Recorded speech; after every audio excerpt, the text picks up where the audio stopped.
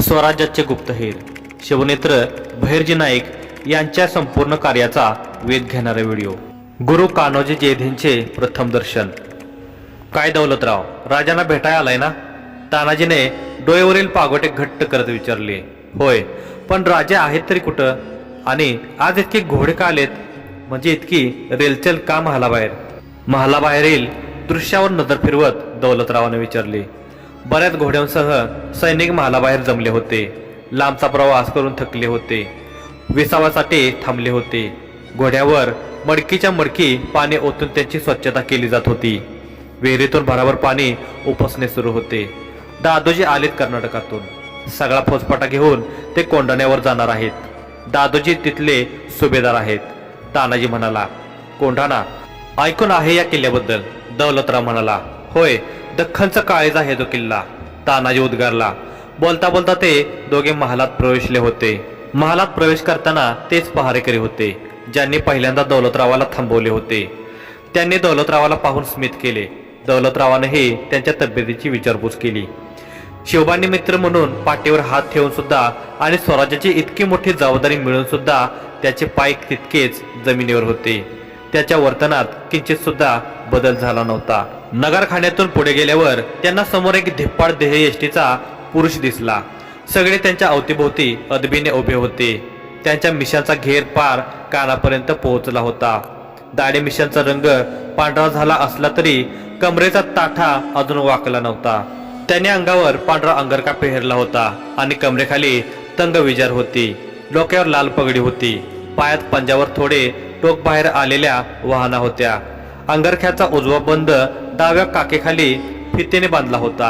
अंगरख्याचा गळपट्टा लाल रंगाचा सुबक आणि नाजूक होता। त्यांच्या उजव्या दंडावर लाल धाग्याच्या सहाय्याने एक सुवर्णपट्टी तंग बांधली होती।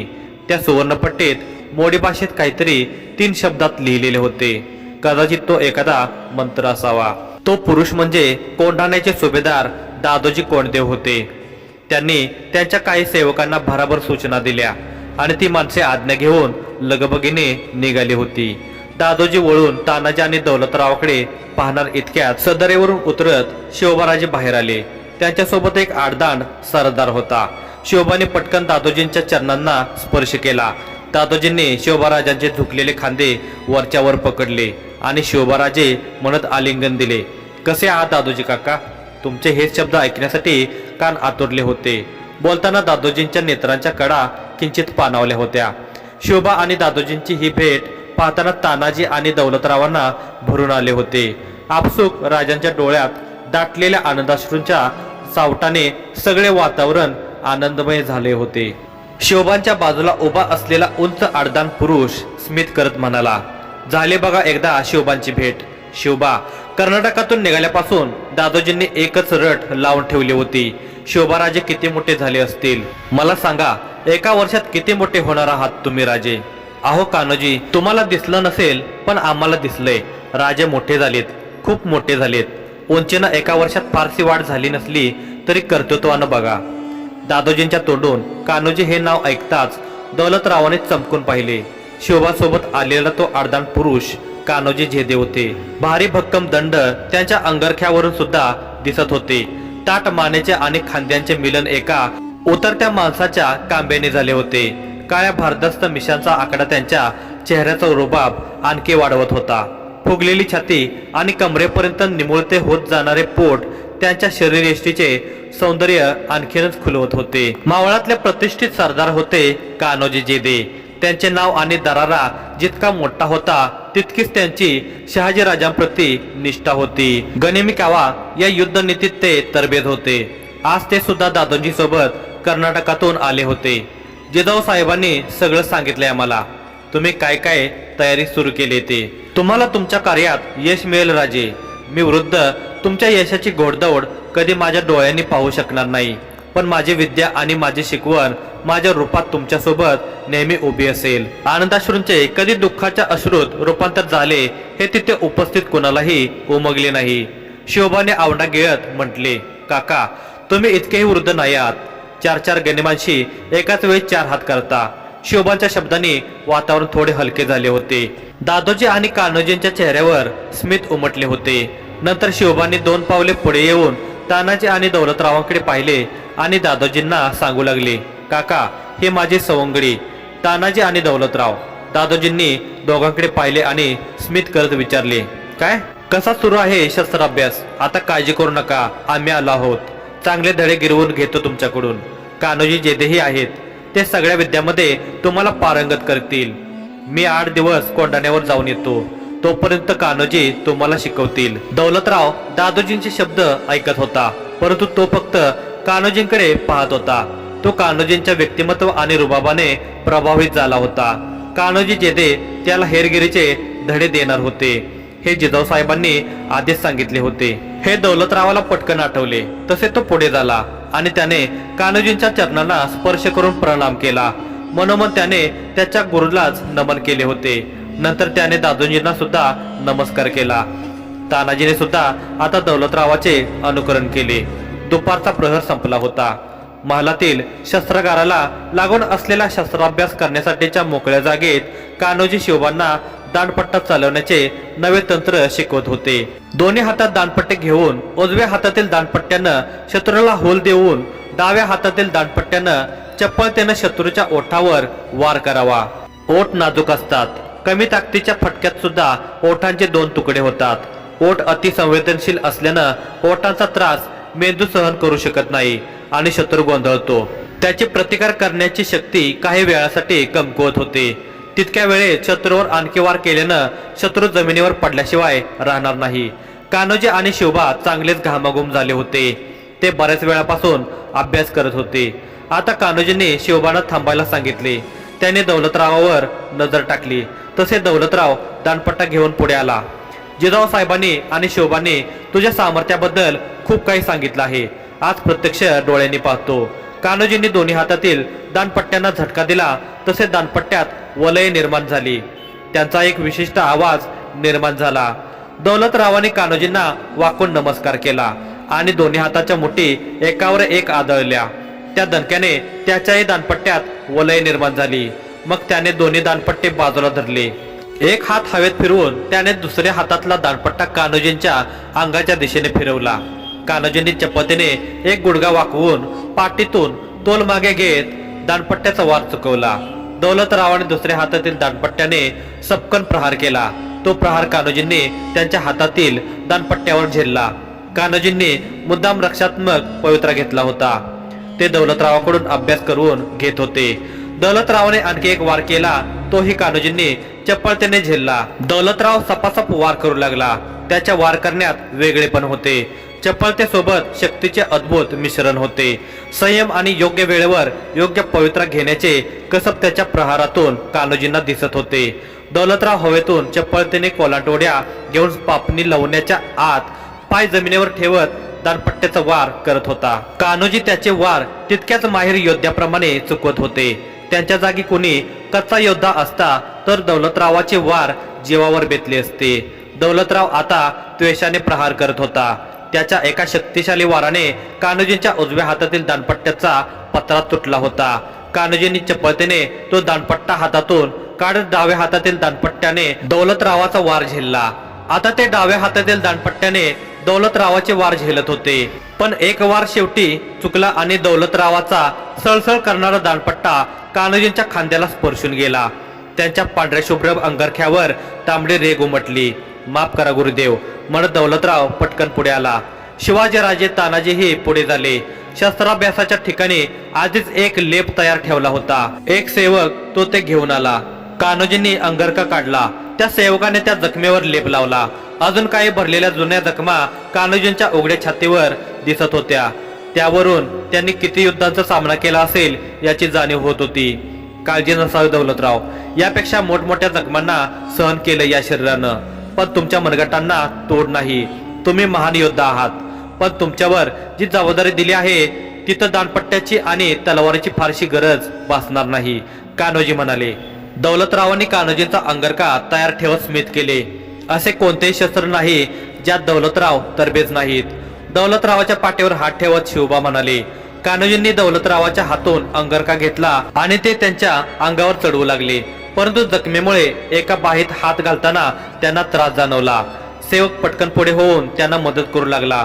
ते एका हातानेच अंगरख्याची फीत बांधत म्हणाले, दौलतराव, आज महालीस थांबा. सायंकाळच्या भोजनानंतर तुमच्याशी चर्चा करतो. जी गुरुदेव. कान्होजींनी स्मित करून पाहिले तसा त्यांच्या मिशेचा आकडा थोडा वर सरकला. ते 2 पावले पुढे येऊन म्हणाले, गुरुदेव नको म्हणूस. कान्होजी म्हटलं तरी चालेल.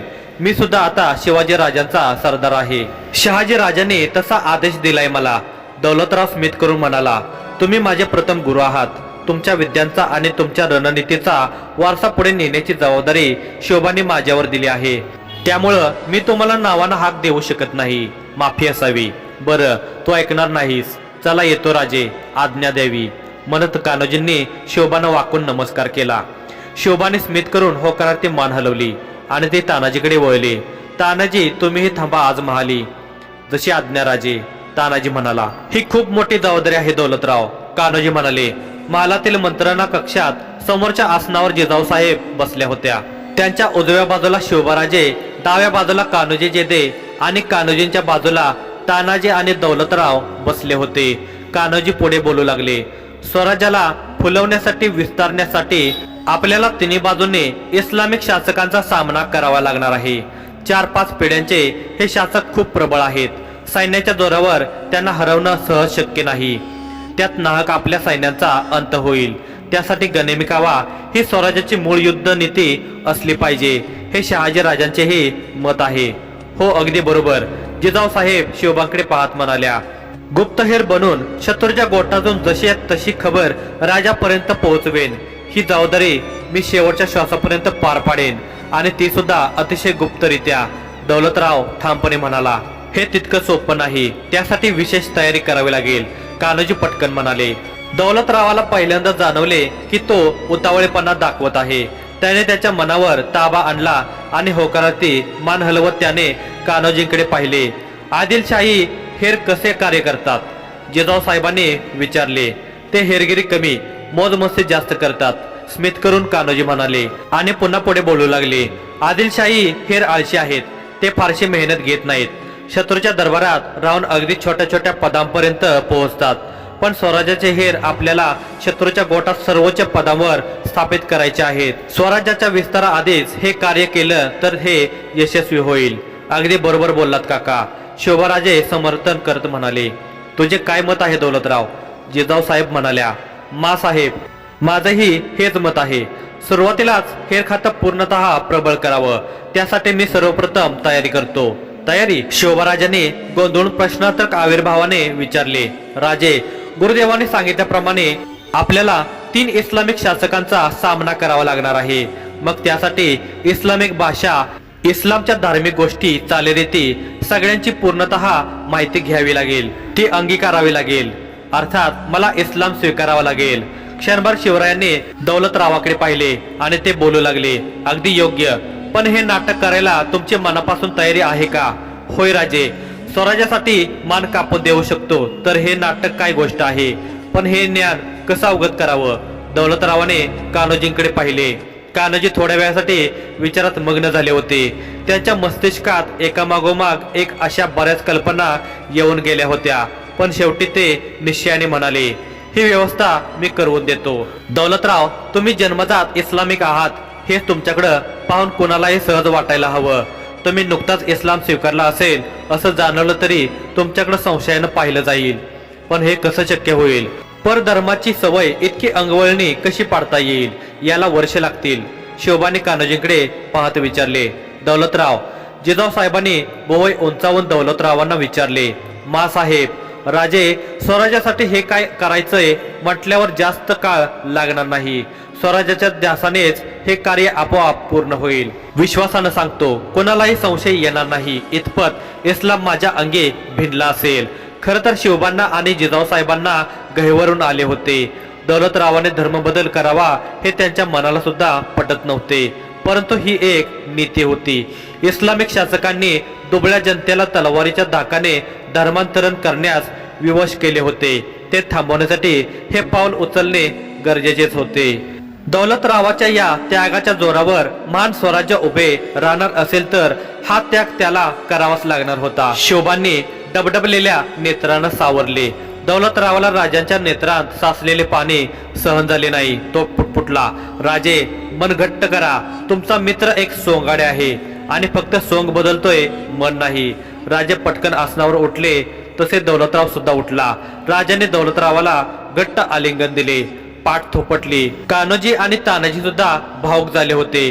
जिजाऊंनी दोन्ही हातांची बोटे कपाला टेकवून मोडत शिवबा आणि दौलतरावाच्या मैत्रीची दृष्ट काढली. कार्यात यशस्वी व्हा ही शुभेच्छा दौलतराव, असे म्हणत शिवबा आसनारूढ झाले. आता तर यशस्वी होण्यापासून कोणतीही बाधा रोखू शकत नाही या दौलतरावाला, स्मित करत दौलतराव म्हणाला. सगळ्यांच्या चेहऱ्यावर स्मित उमलले होते. कान्होजींनी पुन्हा विषयाला सुरुवात केली. दौलतराव, 2 वर्षे तुम्ही विजापूरला एका दर्ग्यात थांबा.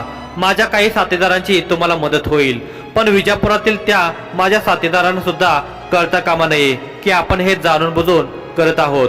तिथे राहून तुम्हाला त्यांच्याकडून इस्लामिक ज्ञान ग्रहण करता येईल. जी गुरुदेव. दौलतरावाने सहमती दर्शवली. दौलतराव, तुम्ही तिथून परतल्यावरच आपल्याला हेर खात्याचा विस्तार करता येईल, राजे शांतपणे म्हणाले.